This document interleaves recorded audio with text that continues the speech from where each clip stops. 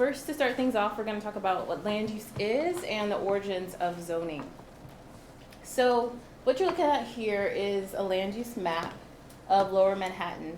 And what this map tells you is how land is used.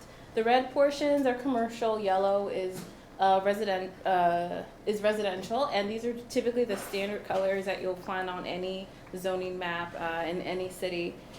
And this is something that, as if you're on the this is pretty useful information to know. And excuse me. So now the basis for zoning is it's to regulate light and air and to determine the best way to separate different uses. And those uses are residential, commercial, and manufacturing.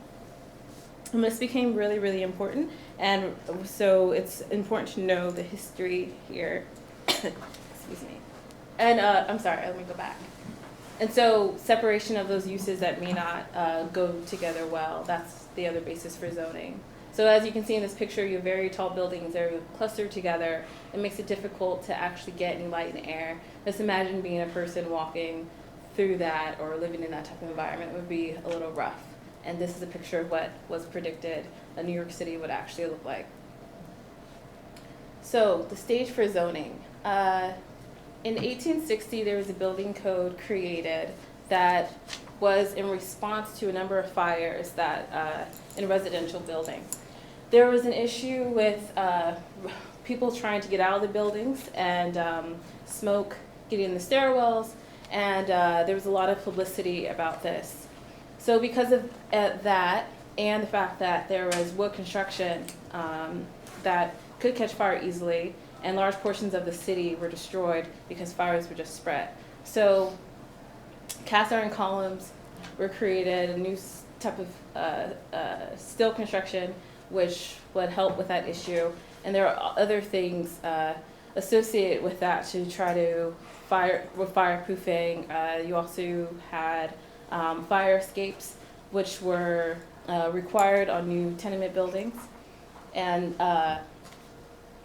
even though this was created and to address those fire safety issues, there was still wasn't any sort of change when it came to light and air and shadow impacts. And the tipping point for this was in 1915 when the Equitable Building that's in Lower Manhattan was constructed. It's 538 feet, 42 stories, and it's cast a huge shadow over many of the neighboring buildings. I think it was 7 acres long shadow. And people were really, really upset about this. Also, at this time, the city was actually attracting a lot. There was an influx of immigrants. There was also, so more and more residential buildings were coming up, but they were next to buildings that were with conflicting uses. So because of the influx of immigration, huge shadows, light and air issues, just quality of life issues, came the 1916 zoning resolution. So in 1916, the first ever zoning resolution was created, and it addressed how to use, I'm sorry, I have a little bit of a sore throat, so I'm just going to pause a little bit. It regulated how buildings could be constructed. You can think of the wedding cake type construction similar to this.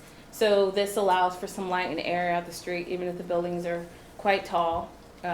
Different setbacks, the separation of different uses, like residential, not adjacent to manufacturing uses, which was one issue. There was encroachment of warehouses against fashion stores and Ladies Mile, which was addressed with this. And it also promote and protect the general welfare of, thank you, yeah.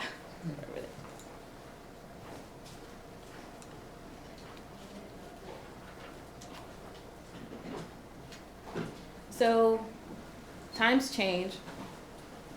By 1961, it appeared that the existing zoning resolution just really wasn't working with what was happening in the city at the time. So people's lifestyle started to change. The introduction of the automobile and caused traffic issues. There's a lot of congestion. So that was something that needed to be addressed. So after many amendments to the 1916 resolution, zoning resolution, the 1961, the zoning resolution was completely revamped to reflect new urban design ideas, philosophies such as Le Corbusier, you can think of the tower in the park. You can find that a lot with some of the, with the tower in the park, we have a large open space and a really tall building in the center of that lot. So these different ideas came forward, and it was also introduced different bulk regulations. So it helped control the way buildings were designed even further. And use groups, which I'll go into a little bit more, were introduced so that different uses were coordinated better. So not just with manufacturing, commercial, and residential was defined much further. And also incentive zoning was introduced, which in this picture you see that you have a large commercial tower, and at the bottom there's a large plaza. So incentive zoning was created to give developers an incentive to create open space, which is something that people really wanted. And with this incentive, the developer would get a floor bonus, which you can see a lot when you walk around the city. You'll see a lot of this. So it was also not just commercial, but also residential buildings. Does anyone have any questions on that portion? Yes?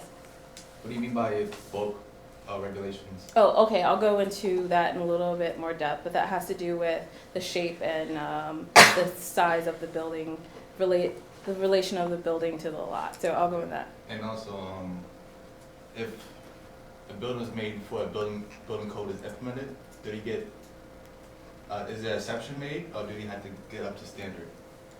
Are you saying if a building is made constructed illegally? No, prior to like a code. Well, then what happened historically, yeah. I believe those buildings have to be up to code. There are some more things that you can research about different building codes, because with there are other fires that happened, other things that had to be implemented, and even when I mentioned the fire escapes for the 1860 building code on newly constructed tenement buildings, older buildings had to have similar things had to be addressed for safety measures. Okay. Anything else? But not all things need to be retrofitted. Okay. In the zoning, there is a whole huge chapter about existing buildings, Okay. non-complying ones, and how much they're allowed to continue the non-compliance. Yes. Maybe that's for tomorrow. Yes. Regarding zoning for public safety, health, and aesthetics, but I'm questioning why is the height of the stories unlimited? It's not. Why not set a limit? Well, we'll go into contextual zoning and high factor zoning in a bit. I mean, if you're talking about public health, public safety, and the more hazard to everything environmentally, the height. Well, we'll go into like the environmental review where there are different things that are looked at, and so you can look at the sort of impacts that will actually have, and if it will definitely impact the safety or the quality of life. Like these different things are addressed. So maybe as we get through the public review process, maybe that will be addressed then. If not, I mean, the politically very expedient, attractive. But forget about this also the small people, grassroots, convenience, and it's just against the environment, just anti-environment, anti-everything. All right, so now we're going to go into the mechanics of zoning, so just really how zoning works. Okay, so there are different zoning districts, and it determines what uses are allowed, which I already mentioned. There's something called floor area ratio. It's not FAR, it's abbreviated FAR, and that controls the density of the buildings and also the building form. And it also, the zoning districts also determine whether or not a building needs to be set back from the street, the length of that, or the rear yards. There are just a number of different things that are determined by the zoning district, which I'll definitely go in more depth with. It will tell you if open space is required, if you have to have parking. So there are a number of different things that a zoning district will determine. Okay, so this is one zoning map. There are over 100 of the city of New York. This one is 8C, and you can see this is a portion of Hell's Kitchen, which many of you guys are familiar with CB4, and part of the East Side, Upper West Side, and Central Park. Now, the zoning map shows you what the zoning districts are. The really dark shaded areas in gray, those are actually highlighting special districts, which have unique characteristics, and the abbreviated bolded letters within those, that's what you know, that is what the special district is called. And you can learn more about those all on the city planning website. And the other areas, like in the upper right where it says RB, maybe you can see that on the Upper West Side. That is showing you what that district is, what that zoning district is called. And when we zoom up even further, this is how you can read the zoning text. So as I mentioned before, there are 3 main districts. You have residential, commercial, and manufacturing. The first is the use, which is abbreviated with a CR or an M. Next is the intensity, and the intensity goes from low to high. For this is a commercial with an intensity of 4, which is about medium, and the number at the end will show you if there's a parking requirement. So this is located on the Upper West Side area in this image here. What do you mean by intensity? What does that mean? Like you can think about density, Okay. which I'll go into a little bit more.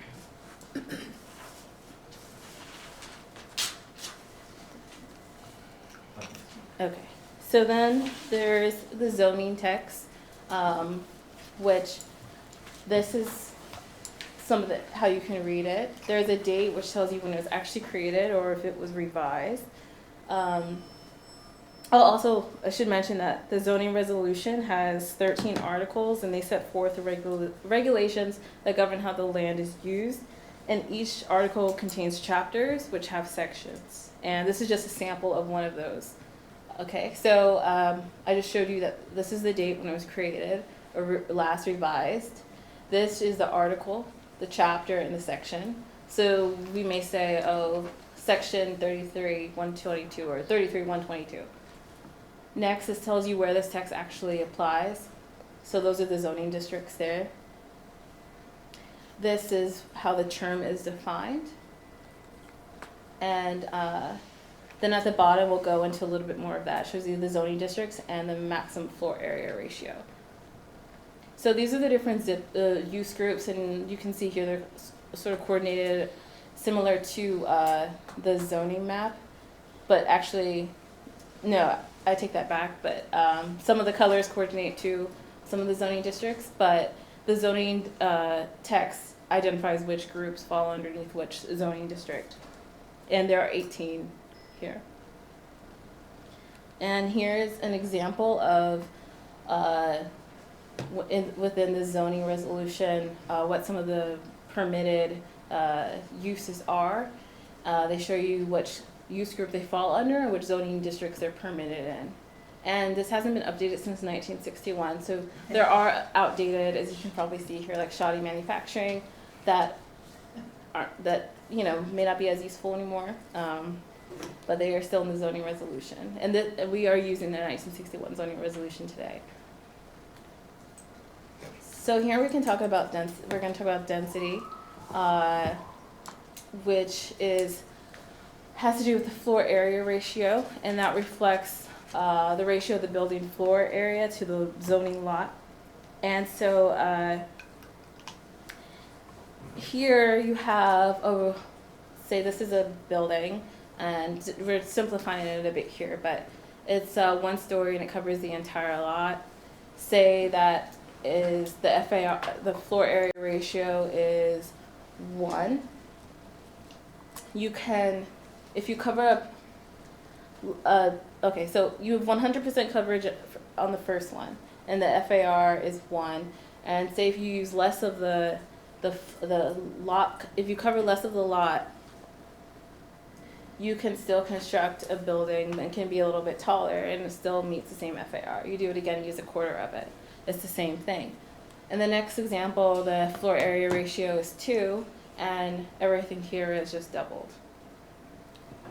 So this isn't taking into account different setbacks and those different requirements, but you just sort of think of, if you use less of your coverage, your building can, the permitted FAR, or coverage, you can have a taller building. I have a question. So what happens to the extra space if you don't use the extra space? Does that turn into like parking or something? Or? Well, if the zoning district requires parking, that could be parking, it could be just open space. So it depends on the requirement. Well, it depends on what the developer, what's required, Yeah. and it also depends on what the developer wants to. Okay. And so we'll go into a little bit more of that. Yeah. Okay, so there's height factor and contextual zoning. So contextual zoning, or height factor zoning, is one second.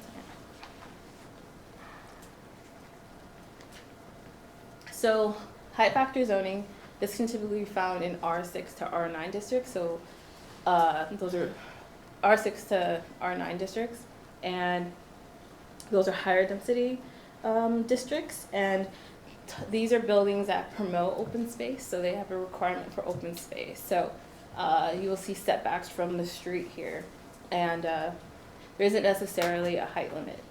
Contextual zoning, there is a height limit, or there's, yes, there is a height limit, and it's to blend in with the context of the neighborhood. So many of the districts that you all represent, you do have some contextual zoning there. So it's to blend in with the character and the scale of the neighborhood.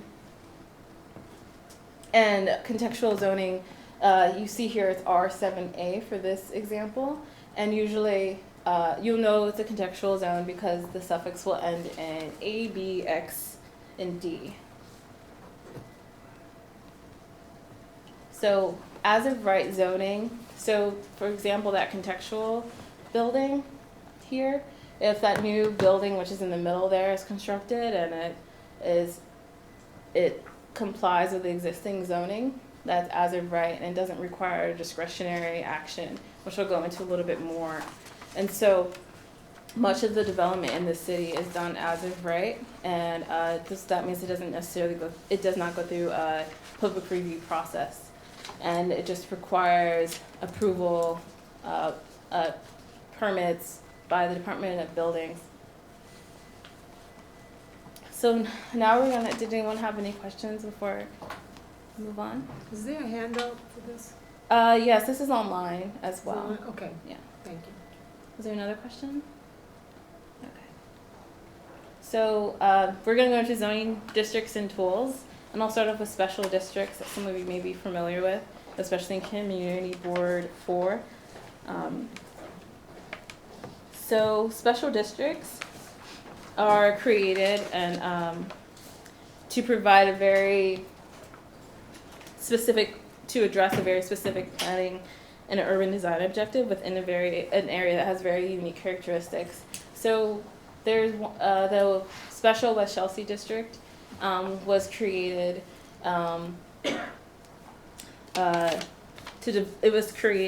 It created a framework for developing residential and commercial development along the High Line when the old tracks were that was decided that the High Line would become a park. So with this, there were development rights, which I'll go into a little bit, transferred. There's this whole thing, which I won't jump ahead on that, but there are some unique characteristics about that area. Hudson Yards Special District, I think someone said they were from Hudson Yards. That was created in an effort to foster a mix of uses and densities. So the density there, well, I'm sure everyone may be familiar with this. It will be incredibly tall buildings that may not comply with the underlying zoning, but with increased retail, with the subway lines, there are just a number of different things that are very unique to that defined area. So there are special districts throughout the city, which you saw on that map, and to learn more about these, you can also look at the text on the Department of City Planning website. But these are just two that we wanted to point out just because these ones are a little bit more recent. Okay, so commercial overlays, these are areas which are in this image, are along the avenues here in the pinkish color with the hatching. And on any of the maps, they will have this sort of hatching to define what kind of overlay this is. And these usually C1 or C2. They're usually to a depth of 100 to 200 feet. And these are typically businesses that cater to local, to whoever's living there, like laundromats and bodegas. And these are usually permitted on the ground floors of buildings, but they can also be on the second floor.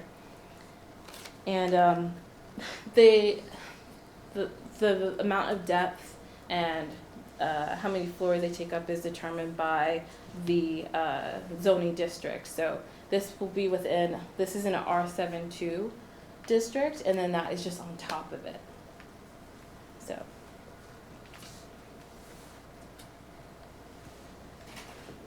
Okay, so transfer of development rights, I was talking that a little bit when I was talking about the High Line. So you all may hear about this a lot at a community board level, and this is when a property owner decides to purchase the development rights of a neighboring property, or there are unused development rights, or sometimes called air rights, that if there's a zoning lot merger, so two buildings are next door to each other, they can just transfer the unused development rights to the adjacent property. So say, so that's just the building could be taller, but it's not taller, and so they have that extra that they can switch over to the adjacent lot. That can happen as of right, so there's no discretionary action there. Or another one is for a special purpose. Say a church needs more money to finance its mission or something like that. Landmark buildings have special allowances, so they can transfer their unused development rights further. So it's not just a property that's adjacent to it. It's something that maybe is across the street. But there are other ways to transfer development rights where it's not always as of right, and so that would have to go through a public review process, which I'll also talk about what that is. A good example as well is for CB5, I know, but for anyone, so for example, I think that's a bank or a church, and you're not going to really build over it, so you have some unused development rights you could transfer over. There's a special zoning text for the theater sub-district. So theaters on Broadway are landmarked. At least about 11 of them or so or more are landmarked. So there's no way that we're going to build over those theaters. Being, in terms of respect for private property and private ownership, you just can't tell the owner, oh, your stuff's landmarked, sorry, you can't. So in the zoning text is ability for the owners of those theaters to transfer their development rights to another property within the theater sub-district. Because normally you could really only transfer caddy corner or adjacent to. So in that one, as long as it's in the theater district, you can transfer those development rights over. Because as a city or a society, the idea is that Broadway is such an economic engine, it's such a cultural vitality, it's so well renowned that we want to protect that which makes it special, but at the same time protecting the rights of the owners of those theaters to be able to transfer those development rights, since they can't build them upwards. And so that's just one example. And I guess those development rights that are transferred over help for a lot of things, but also these theaters are expensive, and to keep them landmarked or to renovate them or to do different things, it allows them to still have the economic input and activity for that business. Mm-hmm. That's an example. What determines how much development like rights you have from the beginning? Like if a building is built at 8 floors, if a church is built at 4 floors, who determines how much of that, how many air rights they have? So the zoning district will determine the floor area ratio. So, was it in this? Let me go back a little. So here, Mm-hmm. it's telling you what the zoning district is a C3. So that's in the zoning text, yeah. So that's how you can find out what it is. I mean, there's some other tools I'll point out at the end, which make it easier to know what those facts are, without going through the whole zoning text, but that'll determine. Okay. And then I guess another question to what you were saying before, how, in a regular non-special area, how can one building transfer development rights to a building to another project that's not anywhere close to the district? No, there's a limit to how far those development rights can be transferred. What is the limit? Well, if there's a zoning lot merger, it can be an adjacent property. If it's something else, the one way of really transferring the development rights, and I think even in CB8 recently, there was a zoning lot merger, so all these buildings, they're bought up by the same developer, and then the floor area was shifted, so we were getting this really, really tall building there. So there is a limit, but then for certain things, you'd have to go through a public review process for some of, to do some of this stuff. Or like some of the developments you may see, there may be a process. For example, with what's happening now in CB4 with Pier 40, and there's a St. John's terminal site, it's going through a public review process to do a transfer of the rights from Hudson River Park to this, for this So development. If it goes too far, then it automatically triggers a public review process. Yeah. I think for the most part, Oops. within black, or I think I think you can just do catty corner. Yeah, it's like a posture or Really? something. Oh, It's, I thought yeah, they it's- had to have a certain minimum contiguous lot line to be as of right for joining. for example, here, like with the zoning lot merger, like this would just happen. But for certain things, there are certain triggers. For certain actions, there are triggers. Was there another? I could be wrong about this, but I had read that the Art Students League building on 57th Street is a landmark building, and they transferred the development rights to a new, one of those super tall towers next to it, which is cantilevering some of the construction over the Art Students building. So how does that work? If they're not allowed to build up, how can the adjoining property build over it? Yeah. Oh, wait, you said that they transfer the development The air rights. rights. And they're cantilevering over the historic building. They may have not sold all of the development rights, but I mean, if they're building over it, that's what I would assume. But maybe that's a question you could ask in advanced land use, because I would think then that would probably be that they didn't sell everything. Possibly. But how could they sell the rights and then have the air over it used by the next door building? That's what I don't understand. If they're selling the right, They may not sell all. but how No, could but they you- build yeah. on top if they're, You might wanna The- ask that tomorrow. yeah, I'm not scheduled. Maybe I that- don't think I should be there But I tomorrow. think- But I think the cantilever part is what allows them to, because when you look at it, it's actually not even attached to the landmarks part. There's a lot of air between, so they're building up, then they go over the student arts, I mean, and then they go up. and I'm curious if that even went through a public review process, or there are permitted obstructions or certain things. There Tomorrow may they be would have an some- answer for that. Yeah, I'm not scheduled to Well, be it'd be here interesting to know tomorrow. if landmarks had, if they had to go to landmarks. Where do we go to find out where these are transferred and who holds them? I mean, so let's say we have, next door, someone saying, well, we bought air rights. We go, where do we find this out? County Who- clerk, they're recorded. There's All of one resource that I know of, part of the same, Municipal Arts Society has done a terrific interactive map. Yeah, of all the- I've looked at that, but I areas. thought there was one, I've been told that there's several places, Yeah. and I'm Yeah. not, May I? you know. When you're doing a development, getting it approved at the Department of Buildings, you have to file zoning exhibits which state all of the, make all kind of their various types of zoning Mhm. exhibits. And a title insurance survey, they have to research it, and they have to attest to it, it has to be certified as to who have interests in the property, and that's the kind of thing that shows up. And it has to be filed at the county clerk, just like deeds and mortgages and UCC forms for each lot. So if like the person So you would start at the buildings department and get those documents together? Go to the county clerk, or you go to the county clerk first? Lots of right? luck trying to, no, you might in some of the more recent where they have been scanning the documents that are filed, but I wouldn't start with the building department, I would start with the online ACRIS, the property, Department of Finance. Department of Finance that has every document for every lot in the city. And you start there. Development.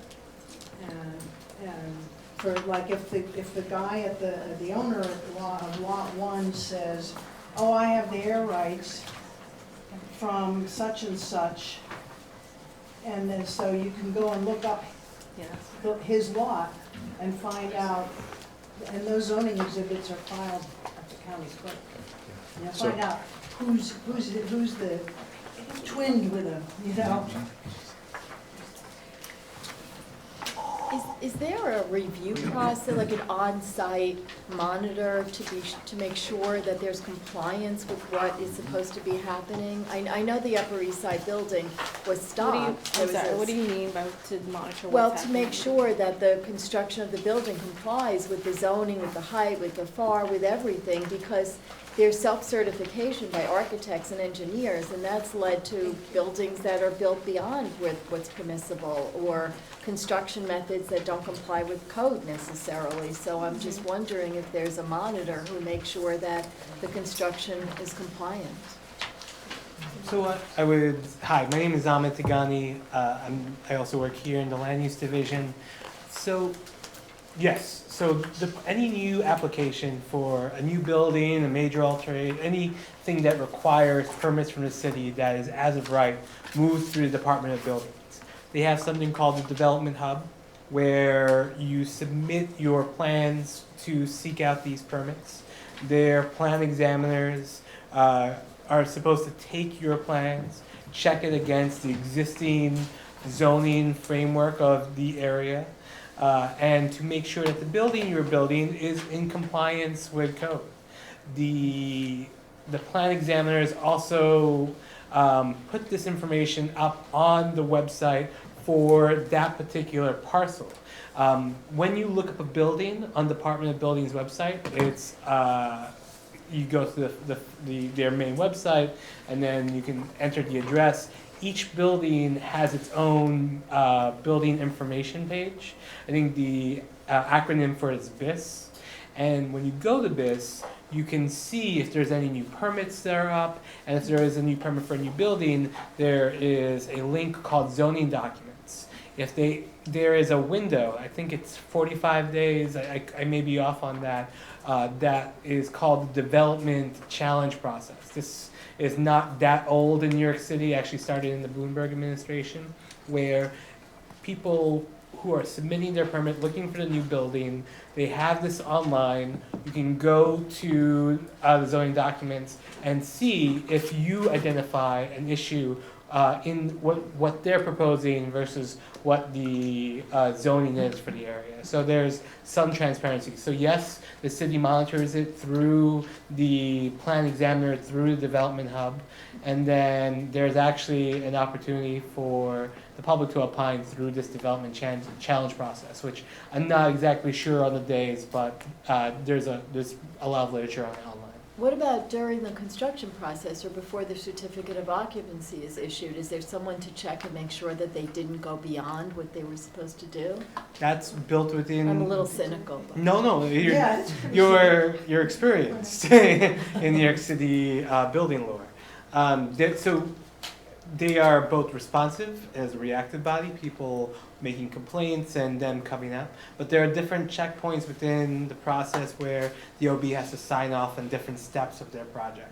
And some of that is self-certified, some of that is not, but there is definitely set procedures for that. And DOB, again, and if you, especially if you're on a community board, DOB's website has a ton of information about what they look for through a construction project. They also have a great newsletter, Building News, that I actually find is one of the really great newsletters that the city puts out that you can sign up for. And as new information comes out about things that they are seeing on construction sites or as part of their review process, both on the development side and the construction oversight side, they will put those announcements out in Building News. Thank you. You want to make sure to get through the land use 101, so if it's directly related to the material that was already reviewed, you can ask your question. It is, if a building is in a historic district, does it qualify, I mean, to be able to have development beyond being adjacent?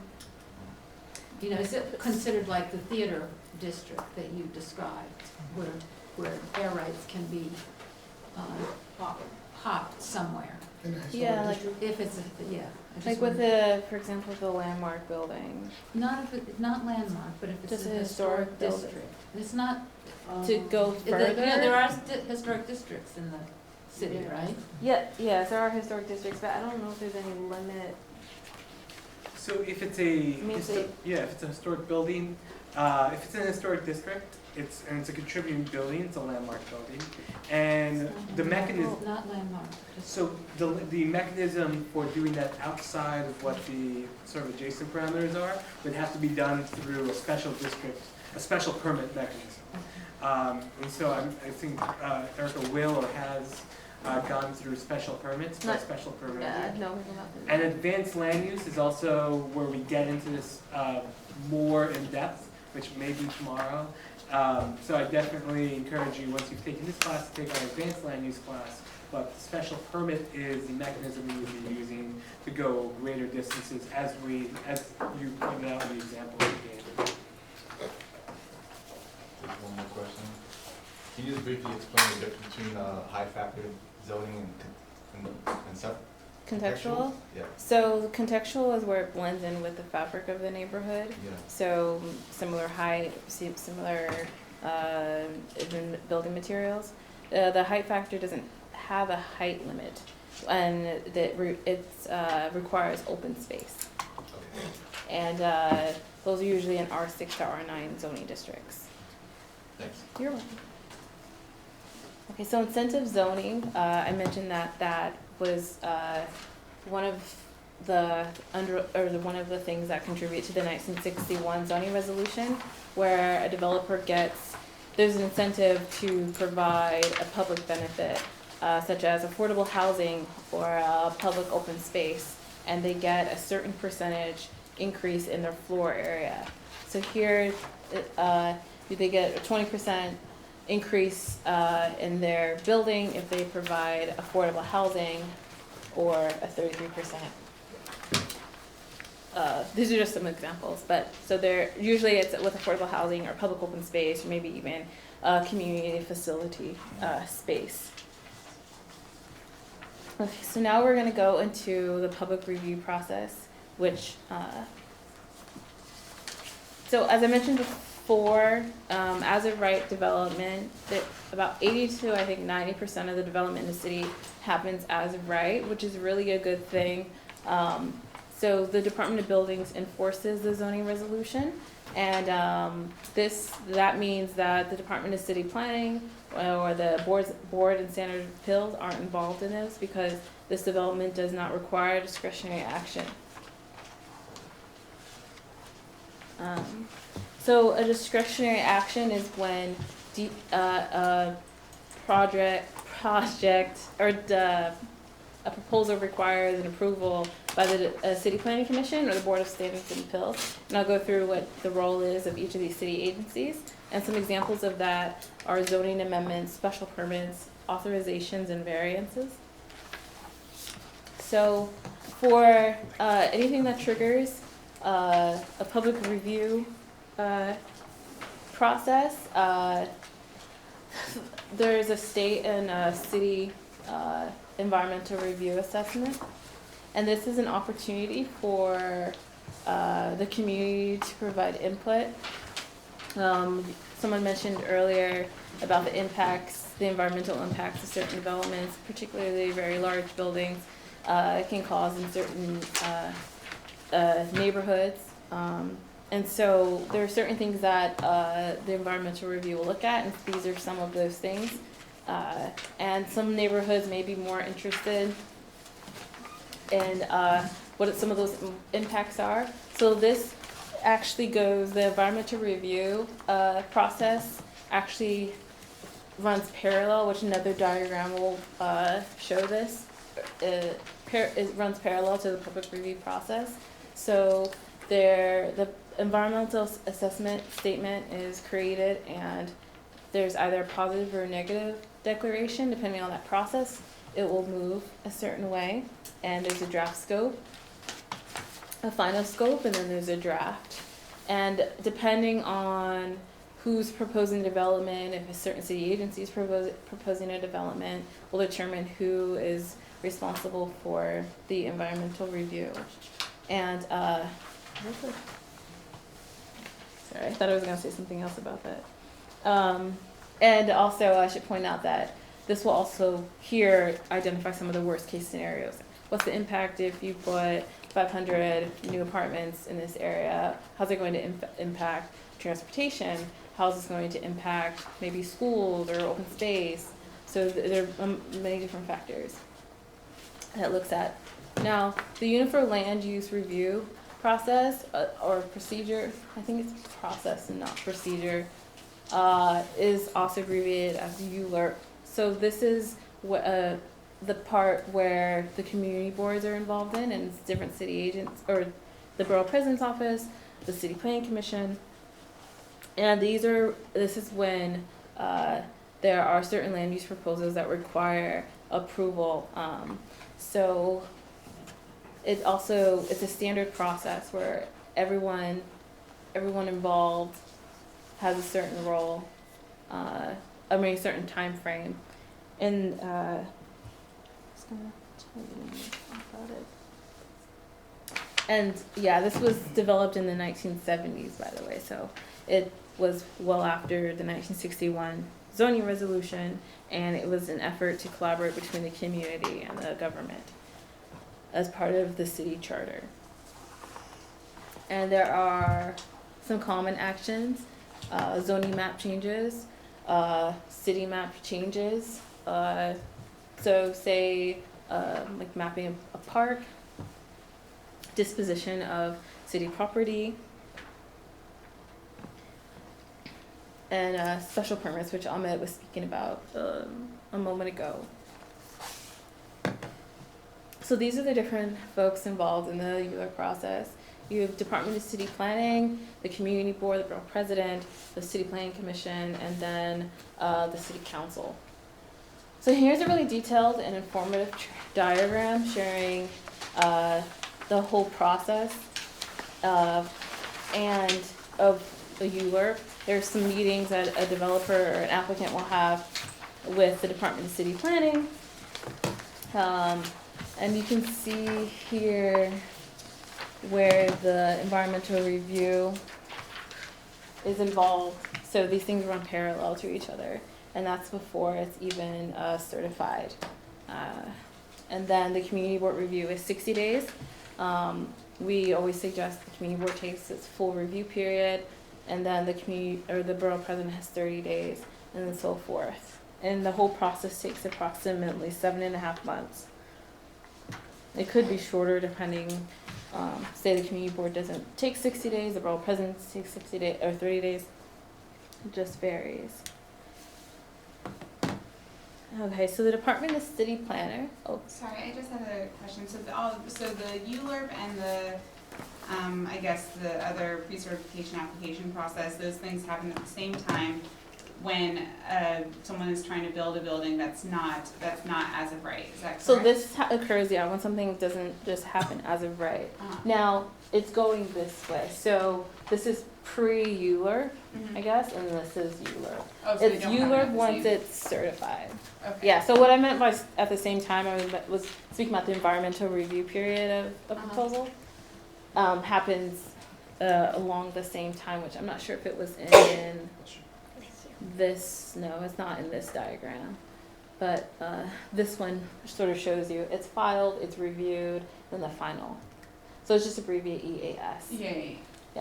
Okay, and so that's what, so like if a building is being, like a tall building is being made using air rights from whatever, a neighboring development, is that generally considered as of right? Is that, or is that something that triggers like usually the longer process? It will depend.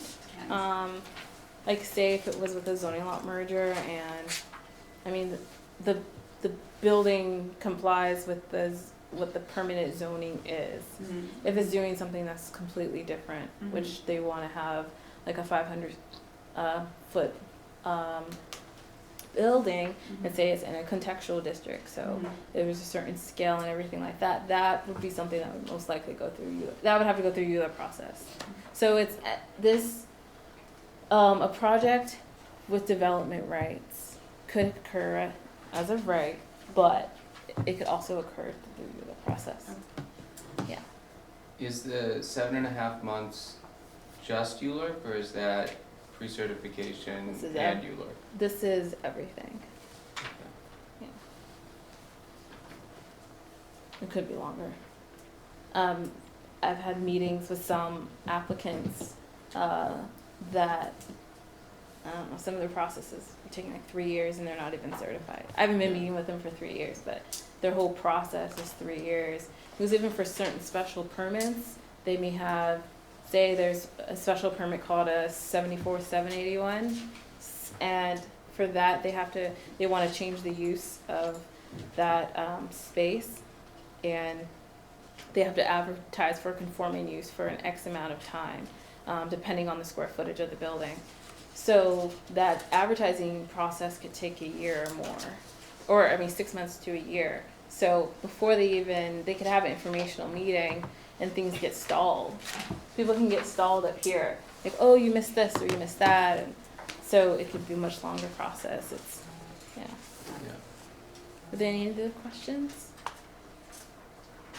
With mandatory inclusionary housing, is there anticipation that the options of level of income against AMI component of the apartments for so-called affordable housing, is that going to add any time to, say if a project otherwise didn't have to deal with MIH but now has to come forward as in their plans and saying, okay, we're going to take this option or this option as to how we're going to deliver the affordable units under MIH. You know, there are different options, and yet the district, the city council district member is going to be having some say as to which option that developer can have for a project within his or her district. That kind of discussion would seem to me is going to add more time to this process. I think, yeah, pre-certification it may, and maybe even as it's moving through. I know that there are some applicants currently that they want to certify, but they want assurance that, well, what's going to happen with MIH? And if anyone's unfamiliar with MIH, this mandatory inclusionary housing, which I won't go into too much depth with, maybe for advanced zoning, but it's for the creation of more mandatory affordable housing in the city. So that does definitely play a role in some of these applications, but as far as with this clock, no, we'll see, but I think that's just, as part of the application. Was there anything else? I didn't speak about this, right? No. Okay. So the Department of City Planning. So this is one of the agencies that an applicant will speak to when they are going to develop something that isn't as of right. So they there's an office in each borough, and they have urban designers, they have planners, and they're responsible for the physical and socio-economic planning of the city. And they certify land use applications. Then there's a community board. There are 12 in the borough of Manhattan. The community board is part of the ULURP process, and they will hold a public meeting at a committee level and a full board level to discuss and review an application. They are to publicize the meetings. They're notified different stakeholders, block associations, business owners, and they will provide a recommendation that will be submitted to the City Planning Commission, and a copy will go to the council member in the Borough President's office regarding what they think is appropriate for their neighborhood. They can deny, they can suggest different changes, they can make some negotiations with the developer or the property owner. Oops. And then the Borough President's office, we also are part of the ULURP process, and we review different applications throughout the borough. We meet with the applicants just as the community board does. We also attend the different community board meetings when the applicant presents or contribute to or listen in on conversations that the community board's having, and address any other concerns. So we're a resource to the community boards. We look at how an application can impact the community. We really are interested in what the community really wants and sees for the community. And we may hold a public hearing. It's optional for us. And we also issue a recommendation to the City Planning Commission, and we always testify at the City Planning Commission. In your experience, has there been instances where the community board and the Borough President's office have either opposed a development or called for like considerable changes to a development, and the developer either doesn't make any of those changes or tries to push through without the support? Is that often the completely case? stubborn? Yeah. Or not willing to negotiate? Yeah.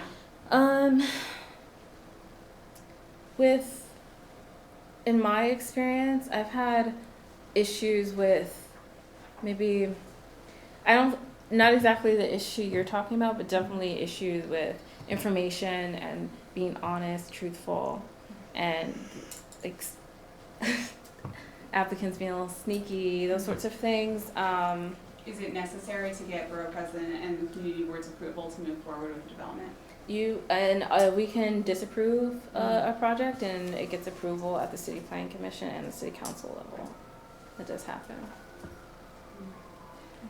If the zoning rules are changed and more density is allowed, does it affect the air rights that are available or the development? Does that change so that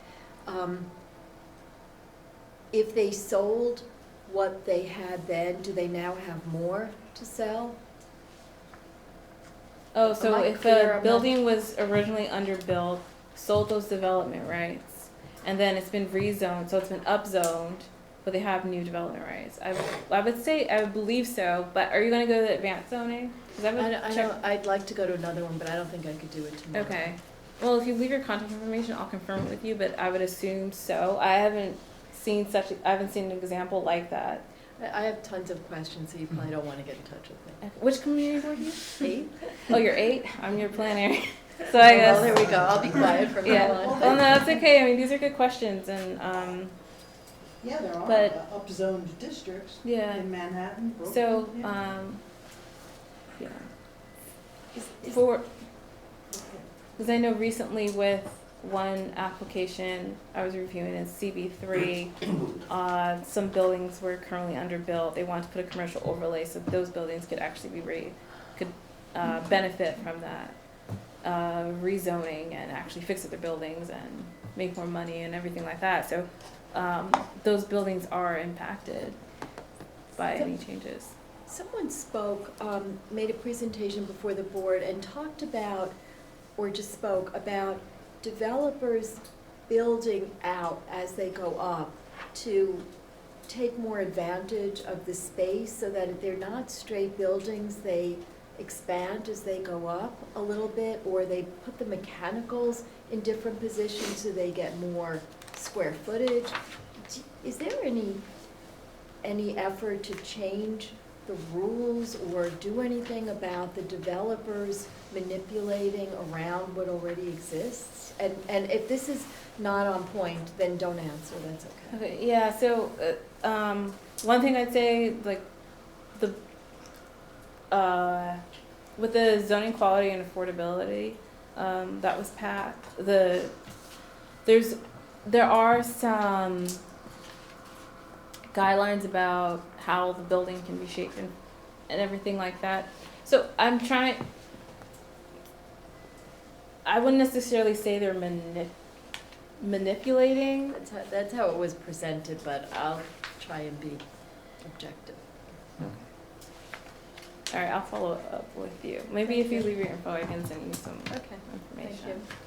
thank you. Not speak so much with my. Well, it's like taxes, there are loopholes. And then they scramble to fix it. I guess I'm curious, is it better design? There was an Poor article, design I too. think it's 2 days ago in Cranes about the towers on stilts. I think it's more But- advantageous to the developer Yeah. and not necessarily in compliance with whatever is there to protect the community. Right, that may be so, but they haven't caught up yet, but they say the building department is auditing it. Who knows, they may not allow 30-foot-high mechanical floors on, I mean, but Yeah, that's some of for these tomorrow, mechanical I think, floors. probably. It's a little. Anyone else have a question? Okay. Then there's the city planning commission. So after the borough president submits the recommendation to the city planning commission, a public hearing will be held, and that consists of 13 members from each borough, appointed by the borough president, public advocate, mayor, and there are public hearings and meetings, and the city planning commission will vote on the application. Also, this is an opportunity for the community board and the community or the public in general to come and testify what their thoughts are and what they think, how they believe the commission should vote on a proposal. And this information about those public hearings, that's all on the city planning website as well. And then there's a city council, there's a land use committee, there are also subcommittees, and they're involved in the ULURP process. A lot of the times, a city council member for that district will be aware of different applications, will be aware of applications in their district as they're coming up, because they communicate with the community board and the borough president's office as well. At least I'll say in Manhattan. I'm assuming it happens in the other boroughs, but I know with us, we do work alongside our council members, and are really informed about certain projects and proposals, and there's also an opportunity for the public to attend some of these meetings when an application is up for review. And there are other non-ULURP public review processes. I mentioned the boards of standards and appeals. So that is what some people say is like a loophole in reviewing certain proposals.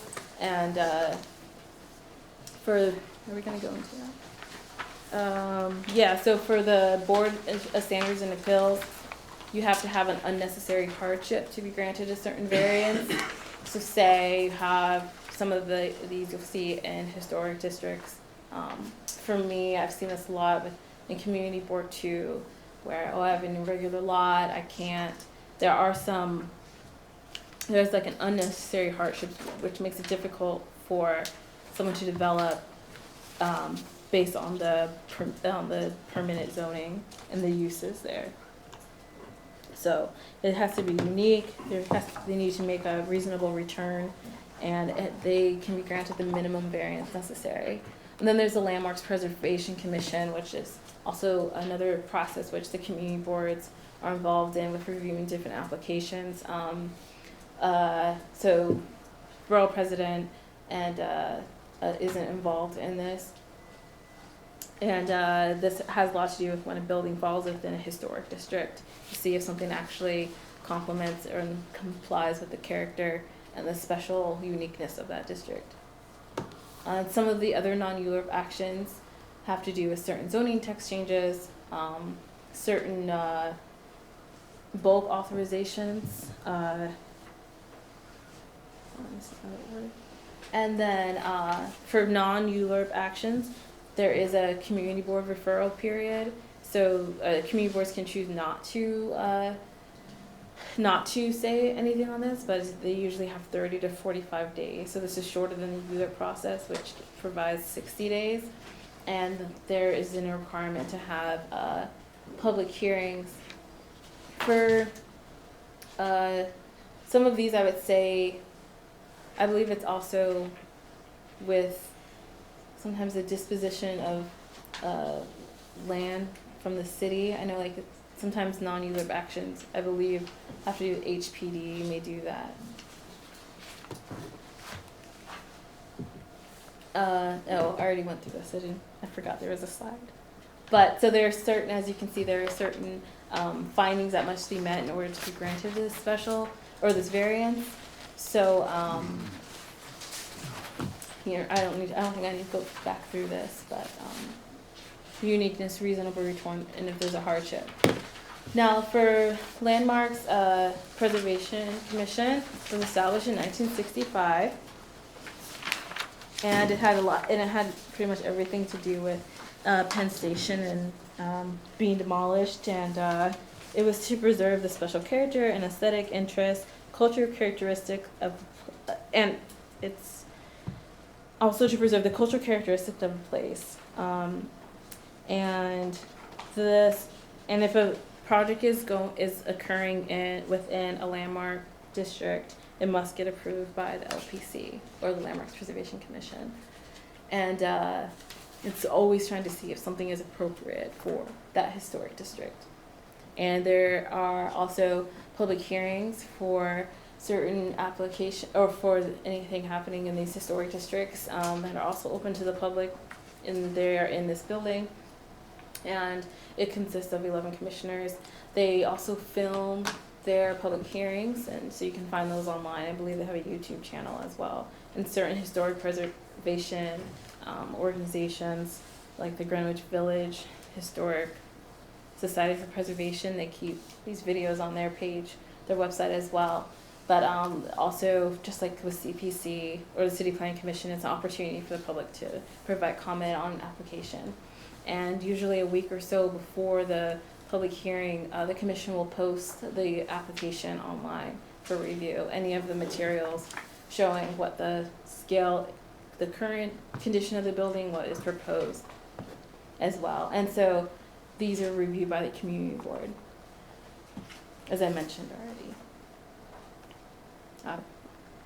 Okay, did anyone have any questions on the items things I just went over? Okay. So some tools, the zoning resolution can be found online. The zoning handbook actually is outdated now. So you can pretend as if that's not even on the slide.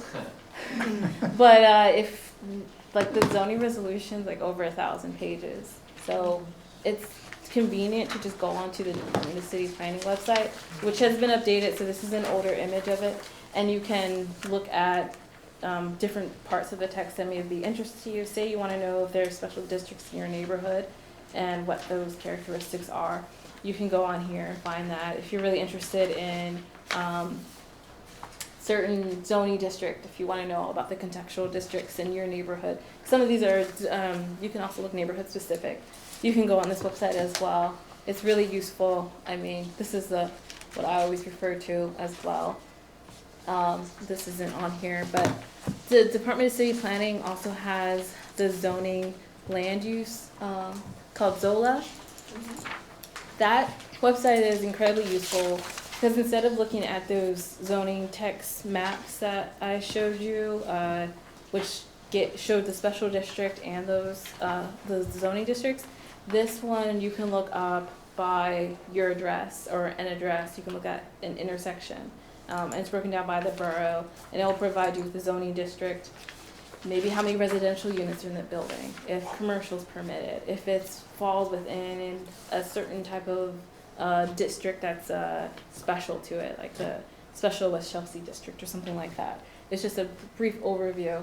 So I strongly recommend this website. What is the address for?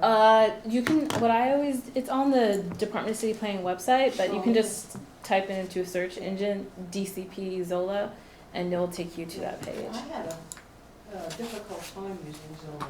Oh, you did? Yeah. Okay. I forget why. Maybe I'll check it out again. Well, maybe See, and maybe somebody can answer me tomorrow as to what I was doing wrong. Okay. I mean, I can even show you on here after if you want. This one may be more, it may be a little easier. Oasis is another resource. You can even pull up some demographic information on here and map that. So that's one resource. We also have an open data session. I believe it's next month that you can sign up with for the training sessions, which can point you to a number of other resources for mapping or just even data collection and generating your own maps with different data that you collect to really show what you're interested in. But this is similar to the Zola website. That's it. And this is the land use division, and we have liaisons for each community district. And so if anyone has any other questions, and I can say Ahmed covers board 6, Lucian is Upper Manhattan, so 9 through 12. I'm board 2, 3, and 8, and Jefferson is 4, 5, and 7. So if that's of any use to anyone, yeah. I got the zoning book like a few months ago, and I do realize it's 2011, it's kind of out of date, but it seems like they kind of go over like what R1 is, R2, that stuff is current, right? That's kind of evergreen? Mm-hmm. Okay, so I guess what makes it outdated is that it doesn't have all this like new. Yeah, like mandatory inclusionary housing, zoning quality, affordability. Right, but if I were looking at that, is that still current in terms of all the terminology and everything? Yeah, the terminology, like the glossary and those sorts of things. Yeah, and yes, that still applies. So it's good as like a base, but then I'm not getting the full picture. Right. So it doesn't include those amendments, the new pieces to it. It's still relevant. I mean, we don't have a new zoning resolution, so. Right. And so, is there anything in that book that's not online? I don't know if I can do it on here. There are things that aren't on it within it because there have been changes. No, but I mean that are within the book but not online. The book, everything from the book is online. Oh, okay. That's sorry. Yeah, everything in the book is online, and everything that's new is online. Do you talk about the zoning handbook or because they made it sound really special at the place. So it's useful, it's handy, and I mean, all of that is online. I mean, it's nice looking. They have the 2016. Where did you purchase it at? What is the mechanism to the department getting you guys zoning regulations? They have that book. That whole process, there is the whole history of what happened. 1961, is that 1960, 1950, and like different reports. That's his Basha question. The deputy director, she's going to do advanced land use, and she can probably speak to that. I actually haven't really inquired about that or decided to educate myself on that. I mean, with the previous process, I'm not sure if it would go through the exact same process. Does anybody know if the local community planning board offices each have a copy of the zoning resolution itself in paper? Because it's so easy to read. It's much easier to read, in my opinion, in book form than online in that corridor. We do not have one. Yeah. Okay, so CB3 does not. I mean, we just have like our committee chair was just, like, you know, she's an architect and she just knows it. I think. Another problem. Well, it's so expensive, I think it's something that each CB, each community board should have. Yeah, If if the somebody wanted to pay local for it. library doesn't. Well, you're talking about the thing that's like 1,000 Yeah, pages? yeah, it's 3 volumes, legal size, Right. and this one? it's $495 or something, and they updated Yeah, not frequently enough, but. But that's online, yeah? Maybe It something. it's is, online. Yeah, you no, I know, get but the it's a access little issues harder to there, read yeah. with that Checking. courier and the way Yeah, it's that pretty awful. typeface online is awful. Oh, that's. Yeah, it's much easier to read, in my opinion, on paper. That's fair. It might be available at the library, because it's a Yeah. public, information. And Although it's I- expensive, yeah. even more than what she's saying. And people who are from the community boards, I think it wouldn't hurt to ask. I mean, It's it 40. certainly ought to be in their budget, $500. And it goes for several years. Yeah. The lifting of deed restrictions, which became an issue with the property in the Lower East Side and then recently up in Harlem. Yeah. Is that something that may fall into, in the future anyway, a non-ULURP public review item that the community boards might be asked to look at? Because in both cases, neither community board was invited into the process there, and the mayor is saying, oh, we're going to revise this, we're going to take a hard look at it. But it would seem like that would be something that community boards should be looking at. Yeah, it should. But you haven't heard anything about whether that's Well, in the and works? within our division, Jim Karras, I know, has been really looking at everything with the deed restrictions. And also, what were you gonna say something out of? No, the borough president's been working on some legislation as well to deal with this legislatively as well. Yeah. But, yeah, the deed restrictions. We'll see. Yeah. You can see B3 with Rivington House. Any other questions? Actually, we do have time. Yeah. Ask as many as you No, want. let's stay here all night. No? Questions are helpful. You good?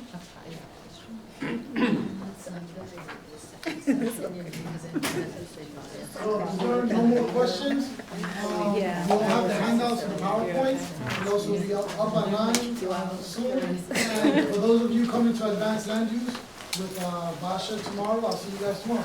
Yeah, and you say this PowerPoint will be on the Borough President's website. Correct. Oh, great. I also gave you the handouts. The Borough President website, yeah, and even more details of the history and everything, you can find that on the Department of City Planning. Is that for every workshop? Is for every workshop?